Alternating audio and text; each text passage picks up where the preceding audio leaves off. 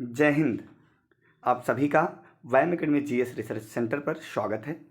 तो ये जियोग्राफी का पहला वीडियो है जिसमें मैं आप लोगों को नदियों के बारे में बताने वाला हूँ, जो भारत की महत्वपूर्ण नदियाँ हैं, जिससे एग्ज़ाम में निश्चित रूप से प्रश्नों की श्रृंखला बनती रहती है। तो सबसे पहले हम बात करेंगे गंडकी या गंडक नदी की।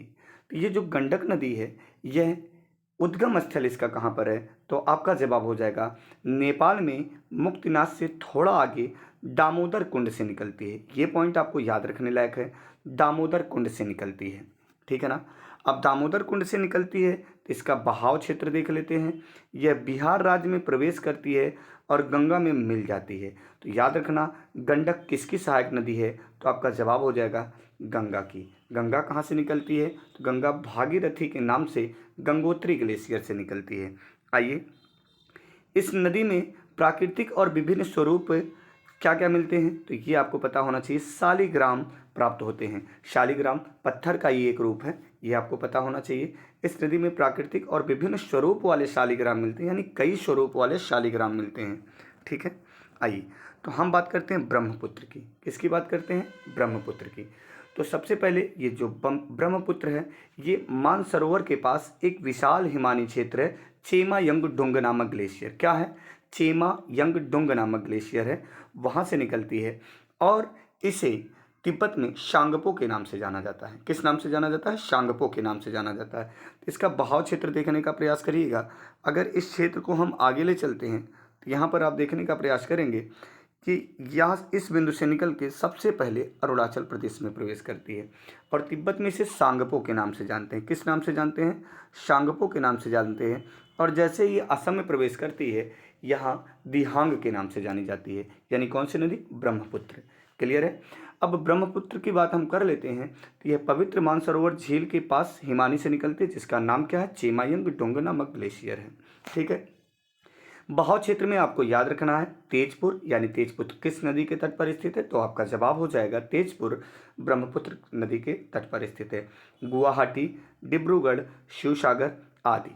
अब यहाँ पर तिब्बत में इसे सांगपो, अरुणाचल प्रदेश और असम में इसे किस नाम से जानते हैं? तो इसे लोहित भी कहा जाता है और असम में इसे शिलांग के नाम से भी जाना जाता है। दिहांग, क्या बोलेंगे? दिहांग के नाम से जाना जाता है। बात समझ में आई? क्लियर है पॉइंट? उम्मीद करते हैं यह आपको स्पष्ट रूप से समझ में आ गई होगी। हाँ, इसकी लंबाई की बात कर लेंगे तो इसकी टोटल लंबाई 2900 किलोमीटर में है। लेकिन अगर भारत की सबसे लंबी नदी की बात करेगा तो हम ब्रह्मा को बोलेंगे, सॉरी ब्रह्मा बोल दें, गंगा को बोलेंगे, ब्रह्मपुत्र को बिल्कुल नहीं बोलेंगे। क्यों नहीं बोलेंगे, यह आप समझने का प्रयास करिएगा। क्योंकि यह गंगा के क्षेत्र से निकलती है और ये गंगा के क्षेत्र से ना निकलकर बाहर से होते हुए, यानी भारत के क्षेत्र से ना निकलते हुए अलग क्षेत्र से निकलकर भारत में प्रवेश करती है। इसलिए हम सदैव जवाब देते हैं गंगा, जबकि गंगा की लंबाई इससे कम है। गंगा की लंबाई कितना? 2525 किलोमीटर। उम्मीद करते हैं ये पॉइंट आपको क्लियर हो गया होगा। चलिए आगे हम बात करते हैं नर्मदा। तो नर्मदा एक महत्वपूर्ण नदी है, ठीक है, जो मध्य प्रदेश के अमरकंटक से निकलती है। कहाँ से निकलती है? आइए ध्यान देते हैं। तो मध्य प्रदेश के अमरकंटक से निकलती है। तो ये सिरा देखेंगे हम, अमरकंटक, ठीक है। ये नदी यहाँ से बहते हुए एस्चुअरी बनाती है। एस्चुअरी बनाने का मतलब क्या होता है? जब नदियाँ फैलते हुए पतली होती चली जाती हैं तो ये सिरा एस्चुअरी बनाती हैं, जहाँ पे गर्म क्षेत्र पैदा हो जाता है, जिसके कारण यहाँ पर मछली उत्पादन जबरदस्त होता है, ठीक है। तो अमरकंटक से निकलकर कहाँ जाती है? अरब सागर तक जाती है। अब बहाव क्षेत्र देखेंगे तो आपको पता होना चाहिए ओंकारेश्वर, मानधाता, शुक्ल तीर्थ, भेड़घाट, जबलपुर, कपिलधारा, ठीक है। अब आपको पता होना चाहिए सती अनुसुईया का मंदिर भी पास ही बना है, अर्थात सती अनुसुईया का मंदिर किस नदी के तट पर बना है? तो आपका जवाब हो जाएगा नर्मदा नदी के तट पर बना है। उम्मीद करते हैं आपको क्लियर हो गया होगा। और इसकी टोटल लंबाई की बात हम कर लेंगे तो टोटल लंबाई है 1300 किलोमीटर, ठीक है। इस नदी का आप बहाव देखे होंगे तो जो आपको दिखा रहा है कि ये आप देखेंगे दिशा, तो ये आपका हो जाएगा पश्चिम और ये इधर से बह रही है। इसका मतलब इसका जो बहाव है वह पूर्व से पश्चिम की तरफ है, ठीक है। तो दो नदियाँ याद रखनी है, ताप्ती और नर्मदा। हम बात करते हैं गोदावरी की। ठीक है ना। तो आइए बात कर लेते हैं गोदावरी की। ये जो गोदावरी नदी है इसका उद्गम स्थल कहाँ पर है, तो आप कह देंगे ब्रह्मगिरी के पर्वत पर। और ब्रह्मगिरी के पर्वत पर कहाँ पर, तो त्र्यंबकेश्वर नासिक में पड़ता है ये ब्रह्मगिरी, ठीक है ना। तो पूछा जाता है नासिक किस नदी के तट पर स्थित है, तो आपका जवाब क्या हो जाएगा, गोदावरी नदी के तट पर स्थित है। तो ब्रह्मगिरी के पर्वत से निकलकर कहाँ पर गिरती है, गंगा सागर में गिरती है। कहाँ पर, गंगा सागर में मिलती है, ये आपको पता होना चाहिए, ठीक है। बहाव का क्षेत्र जरूर याद रखेंगे। तो जो बहाव का क्षेत्र है वह पंचवटी, पैठण, राजमहेंद्री, भद्राचलम, नांदेड़, कोटा, पल्ली आदि, ठीक है। यह दक्षिण भारत की गंगा भी कहलाती है। मोस्ट इंपॉर्टेंट टॉपिक है, याद रखना आप सभी बच्चे, ठीक है। दक्षिण भारत की गंगा और दक्षिण गंगा दोनों में अंतर है, ठीक है ना, दोनों में अंतर है। तो हम बात करते हैं गोदावरी की। तो आपको याद रखे रहना, जो गोदावरी है वह दक्षिण भारत की गंगा है, और जबकि कावेरी की अगर हम बात करेंगे तो वह दक्षिण गंगा कहलाती है। दक्षिण भारत की गंगा गोदावरी, याद रखे रहना। इसकी लंबाई 1450 किलोमीटर है। हम बात करेंगे कृष्णा नदी की, मोस्ट इंपॉर्टेंट नदियों में से यह भी एक है। तो उद्गम स्थल सबसे पहले सह्याद्री पर्वत देखेंगे, ठीक है। अभी देखेंगे माला के महाबलेश्वर के उत्तर में स्थित कराड नामक स्थान से, नाम याद रखेंगे, कराड नामक स्थान से निकलकर गंगा सागर में मिलती है, ठीक है। तो उम्मीद करते हैं याद हो गया होगा। सह्याद्री पर्वत माला में महाबलेश्वर के उत्तर में स्थित कराड नामक स्थान से निकलती है। क्लियर है पॉइंट। अब दूसरा पॉइंट जो ध्यान देने योग्य बात है, ठीक है, कि ये बहाव क्षेत्र कहाँ कहाँ पर है, तो सतारा, शांगली, रायचूर, विजयवाड़ा, नागा अर्जुन सागर। इसकी टोटल लंबाई कितना है, तो 1280 किलोमीटर है। क्लियर है। उम्मीद करते हैं यह भी आपको याद रखना है, ठीक है। कृष्णा नदी, ठीक है, तो कृष्णा नदी की टोटल लंबाई 1280 किलोमीटर। ये देखेंगे कावेरी। कावेरी को जल विवाद बहुत अधिक पूछा जाता है, तो जो कर्नाटक और तमिलनाडु के बीच अधिकतम रहता है, ठीक। आइए, तो ये निकलती कहाँ पर है, तो कुर्ग जिले से। और कुर्ग जिला यानी सह्याद्री पर्वत से यह भी निकलती है, लेकिन यह कुर्ग जिले में पड़ेगा। यहाँ से निकलकर कहाँ पर गिरती है, तो ये सागर में गिर जाती है, ठीक, यानी अरब सागर कह सकते हैं। बहाव इसका कहाँ पर है, श्रीरंगपत्तनम, ठीक है, शिव समुद्रम, ठीक है, श्रीरंग तंजावुर। क्लियर है। और आपको याद रखना है कुंभकोणम, त्रिचिरापल्ली। लंबाई टोटल आपकी अगर पूछ लिया जाएगा कि कावेरी की लंबाई कितना है, तो कावेरी की लंबाई आपको 1376 किलोमीटर याद रखना है। ये पॉइंट यहाँ पर इरर है, कितना है, 1376 किलोमीटर इसकी लंबाई है। क्लियर है। आइए आगे चलते हैं। महानदी, अगर हम बात करते हैं महानदी की, तो महानदी कहाँ से निकलती है, रायचूर जिले से, ठीक है। मध्य प्रदेश के रायचूर जिले के दक्षिण पूर्व में एक स्थान है जिसका नाम है सिहवा। नाम क्या है प्यारे बच्चों, सिहवा।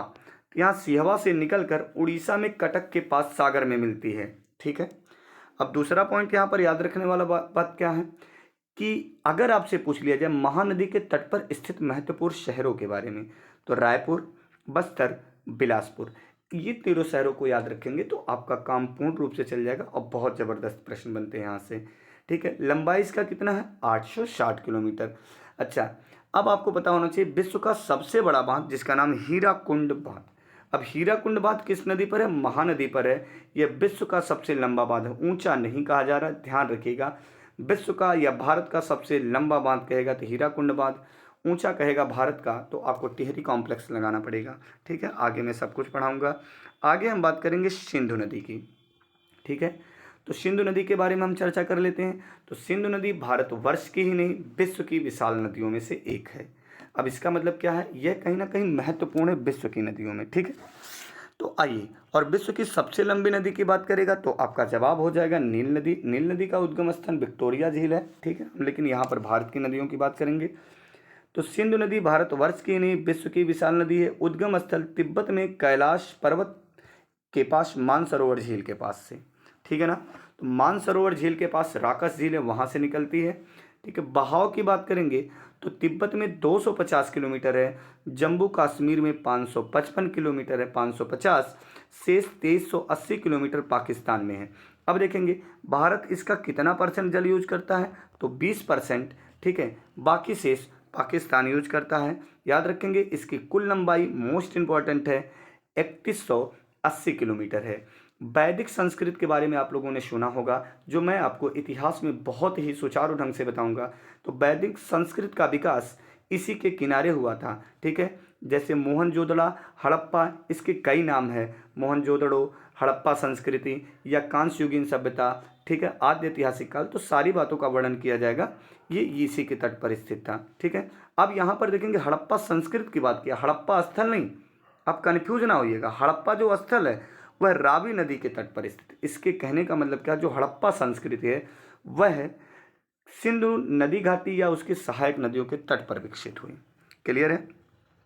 तो सरस्वती नदी की बात कर लेता हूँ। तो सरस्वती की बात करेंगे, उद्गम स्थल हिमालय, बहाव हरियाणा, राजस्थान, गुजरात होती हुई सिंधु सागर में मिलती है, ठीक है।